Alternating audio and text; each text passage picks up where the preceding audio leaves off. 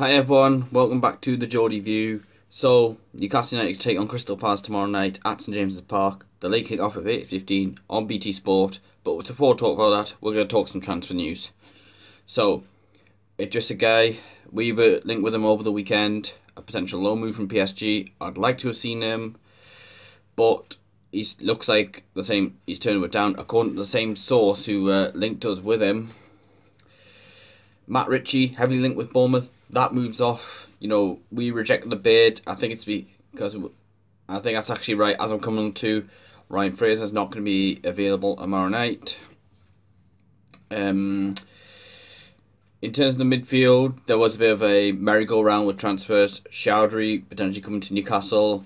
Matty Longstaff or Sean Longstaff going to Watford because both of them were linked. And Chalobah or Harvey United going to Leicester. But I don't know if it was at Watford not wanting to do business because I know they've got a game Monday night against QPR, which kicks off an hour's time as I'm speaking. Or was it, Sean Longstaff wanting to stay here and fight for his place? We didn't want to loan out Matty Longstaff, which that would have been a silly decision in my opinion. Gorman Matty for me is the better player.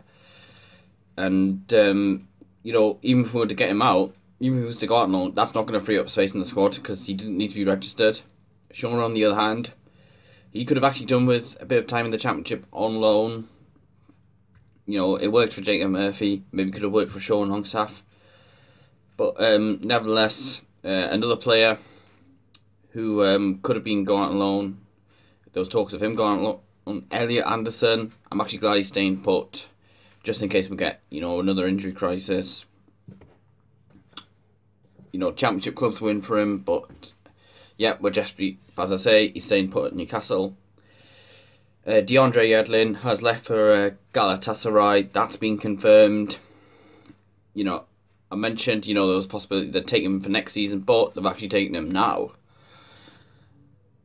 And good luck to DeAndre Yedlin. I will be doing a video on that one later on, and any other news that happens. It looks like Joe Willock is going to be signing. There's reports that the deal is pretty much done, and it might be done by the time this goes out. But if it does get done, I will also do a video on that. It might just be one video on what transfers. Now, let's get into the Crystal Palace preview. So, the last game for both clubs, Newcastle won 2-0 against Everton. Fantastic. Callum Wilson getting a brace. And Palace also got a win on Saturday, beating Wolves 1-0. Eze with the goal. Zaha hit the bar in that game. So it won't be an easy game. Now, looking at the team news for Newcastle, Ryan Fraser, as I mentioned earlier, is not going to be playing. I think he's got an illness, not COVID, but says Bessie doesn't play. Paul Dummett could be back on the bench, but Jamal Lascelles and Federico Fernandez are both out. Thankfully, Kieran Clark is fine after playing, coming off the bench for Lascelles on Saturday. So yeah, you'd expect him to start along with Fabian Schär. As for Crystal Palace, well, they've got quite a few injuries. James McArthur, Connor Wickham, Jeffrey Schlupp, Mamadou Sakho, Wayne Hennessy, Nathan Ferguson and James Tompkins are all out for this game. Now look at Crystal Palace's strengths. They like to attack down the wings and steal the ball, and they're good at getting the ball back off the opposition. But one of the weaknesses is keeping possession, avoiding fouls in dangerous areas. So Saint-Maximin, Almiron could easily win us some free kicks, which could actually benefit us because one of the weaknesses is defending set pieces. Also, they can be vulnerable to the counter-attack. We're seeing that at Selhurst Park when we won 2-0. And defending long shots is another weakness, so Shelvey, it wouldn't be a bad idea if he had loads of shots. As for the style, they like to attack down the left-hand side. I think they do play in their own half. Players to watch out for: Wilfred Zaha, obvious one. You know, the lad just keeps getting linked with big money moves away to like bigger clubs, you know, likes of Arsenal. And you can see why. I mean, I think Palace, they really didn't miss him when we beat them 2-0 at Selhurst Park. A former player of ours in Andros Townsend. Don't think he's quite as good as what he was under Rafa Benitez at Newcastle, but he is still a good player, and we need to watch out for him. And also Eze, who's come from QPR, and he's impressed. We're impressed.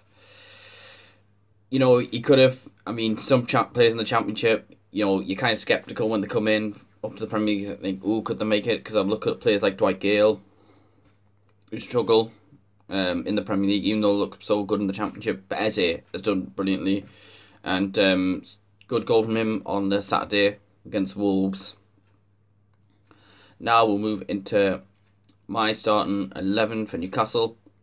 In goal, I'm still going to go with Caldwell. Yeah, he might have had shaky moments, but I still don't feel he deserves to lose his place yet. At right back, I'm going to go with Javier Manquillo. The two centre-backs, as I mentioned earlier, it's going to be Fabian Schär and Kieran Clark, because Lascelles and Fernandes aren't available. At left back, I'm going to stick with Jamal Lewis because he was so impressive on Saturday. The two midfielders, I'm going to go with Isaac Hayden and John Joe Shelby. But I think Hayden, he's more in a role where he'll play in the starts the midfielder, but when we're defending, he'll come back in as a centre back. So it can switch from what on Saturday it looked like we were switching from like 4-5-1, but it was 5-4-1 when we didn't have the ball. But at least with Hayden, we've got a player who isn't always going to be back defending. On the right hand side, I'm going to go with Alan Saint-Maximin. I think he's fit enough to start a game now. In the number 10 role, I'm going to go with Miggy Almiron. Looks so much better in a central role. And on the left hand side, I'm going to go with Matt Ritchie. Personally, I just feel like, you know, he hasn't played a lot of minutes recently, so you'd hope he'd be fresh to play there, because obviously Ryan Fraser is not available. And up top, it's got to be Callum Wilson. No words needed. You know, he's reached double figures for the season already. So what do I think the score will be? I'm gonna actually, what we'll say about these games against Palace, there's usually late goals. You know, since they came up in 2013, Pape Cissé right at the death in March 2014. Also, when playing at the start of the 14-15 season, when they just appointed Neil Warnock. Mike Williamson looked like he'd won it for us at the death, but then Zaha equalised in stoppage time. 2017-18 season, Mikel Merino scored his own Newcastle goal to win us the game, 86th minute. Brilliant header. And Fournier Milivojevic with the penalty, and Palace won 1-0. You know, we had a lot of chances, but then we just gave away a daft penalty and they scored it. And 2019, last season, obviously Miggy Almiron's first Newcastle goal late on. So, yeah, don't be surprised if there are goals late on. And we did obviously wait till like the 88th minute, I think it was, to get the 2 goals to win the game at Selhurst Park. So my score prediction for the game, I'm going to go for a 2-0 win for Newcastle United. Sorry, not 2-0. I'm going to go for a 2-1 win for Newcastle United. Thanks for watching the video. Don't forget to hit like, subscribe to the channel. Check out my socials in the description below.